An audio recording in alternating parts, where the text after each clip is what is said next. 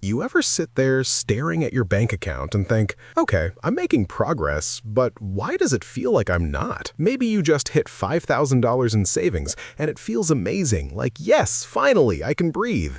But then, months later, maybe you're approaching $25,000 and suddenly it's terrifying, not exciting, not freeing, terrifying. You know what I'm talking about, right? That weird mix of pride and anxiety that sneaks in when your money starts to actually matter. And honestly, it's not just you. Most people feel the same way. They can't explain why a bigger number feels so much heavier, even though, rationally, more money should feel safer. My name is Warren, and I spend way too much time thinking about money, human behavior, and why people freak out over numbers that, on paper, should feel awesome, like $25,000. Honestly, I've been there. I've stared at that number in my bank account and felt a knot form in my stomach, like suddenly the money has expectations now.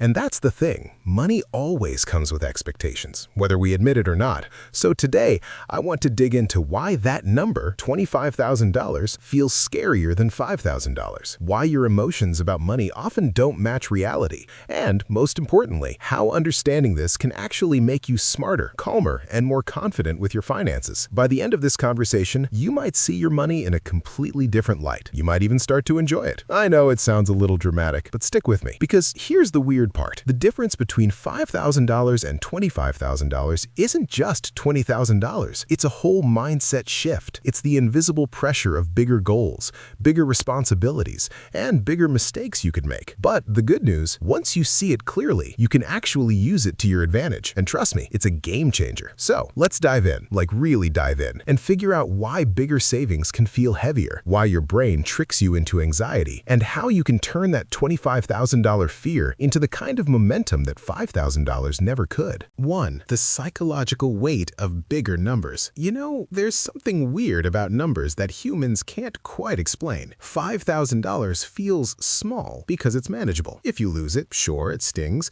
but you can recover. Maybe it's a few months of work or cutting back on some nights out. But $25,000? That's no longer play money. That's life-impacting money. I remember when I first saved up around $25,000. I stared at my account like it was a ticking time bomb. And part of it wasn't just fear, it was responsibility. That money had a purpose now. Emergencies, investments, maybe even a future home. The bigger the number, the more mental what-ifs your brain invents. And here's the kicker. Our brains are wired to be cautious. We evolved to protect resources, not grow them. So when we see $25,000, it triggers the same fight or flight reaction your ancestors felt when they found a rare, valuable resource, like don't lose this or we're screwed. Suddenly, the stakes feel enormous, even if in reality, you're still in control. Actionable insight? Recognize that this fear is normal. Don't fight it. Name it. Say to yourself, this is just my brain noticing that $25,000 is a bigger number than $5,000. Cool, let's work with it. Naming it reduces the emotional punch. 2. The illusion of enough. Here's another thing. When you hit $5,000, there's a sense of achievement. Okay, I'm building momentum, I'm doing the right thing, but the moment you cross $25,000, your brain suddenly whispers, is this enough? Will it ever be enough? I'll admit, I struggled with this. I'd hit milestones and think I'd be satisfied forever until I looked at bigger numbers, like $50,000 or $100,000,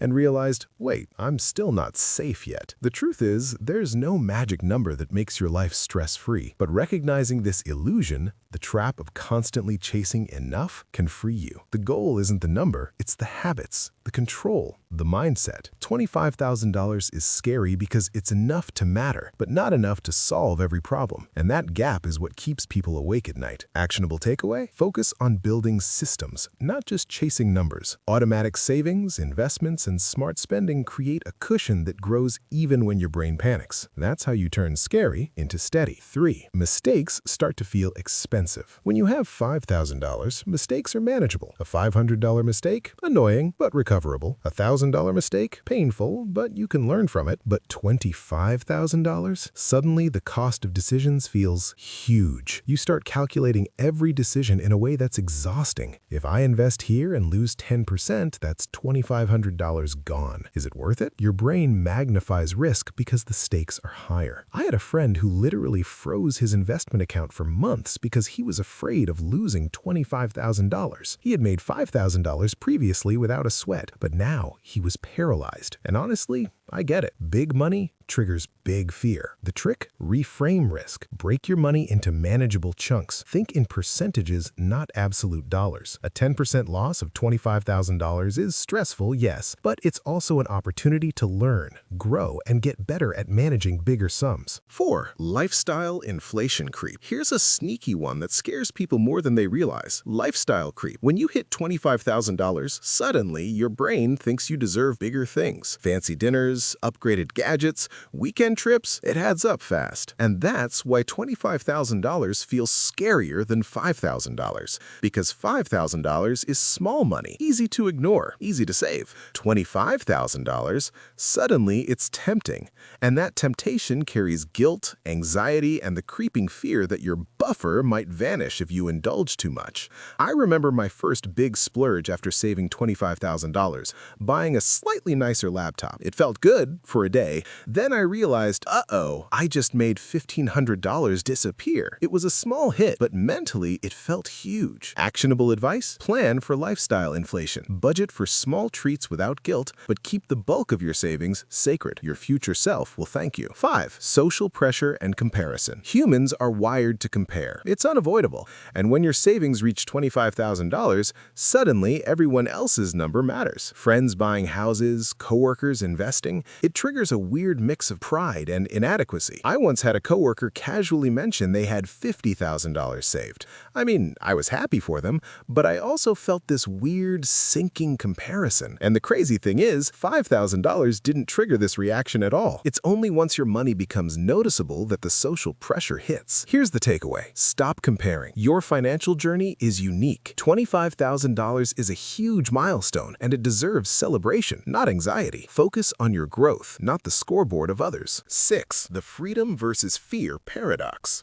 This one's subtle but powerful. $25,000 can feel like freedom. You could take a month off work, invest in yourself, or travel. But it also triggers fear, because now with freedom comes responsibility. I had a brief moment of panic when I realized I could technically quit my job with $25,000 in savings. And then I thought, do I dare? What if I make a mistake? That fear isn't laziness or indecision. It's just your brain realizing that freedom isn't free. The paradox? The more you have, the more options, and the more your brain worries about making the wrong choice. But that's also the beauty. Awareness turns fear into strategy. Plan your options, set limits, and suddenly that terrifying $25,000 becomes empowering. 7. How to turn $25,000 fear into momentum. So, how do you stop feeling like $25,000 is this looming monster? Honestly, it's all about perspective and action. First, break it into pieces. Emergency fund, investments, personal goals. Label each chunk so your brain sees purpose, not just a scary number. Second, celebrate. Seriously, take a moment. Buy a small treat, take a night out, or even just give yourself a mental high five. Your brain needs reinforcement that growth is rewarding. Third, use fear as fuel. Instead of freezing, ask, how can I make this money work smarter? That's how small fears turn into giant leaps. And lastly, remember, $25,000 is a tool, not a trophy. It's freedom, security, and opportunity wrapped in numbers. Once you see it that way, the fear melts. You gain control. You gain confidence. You gain momentum. Conclusion. So let's wrap this up. $25,000 feels scarier than $5,000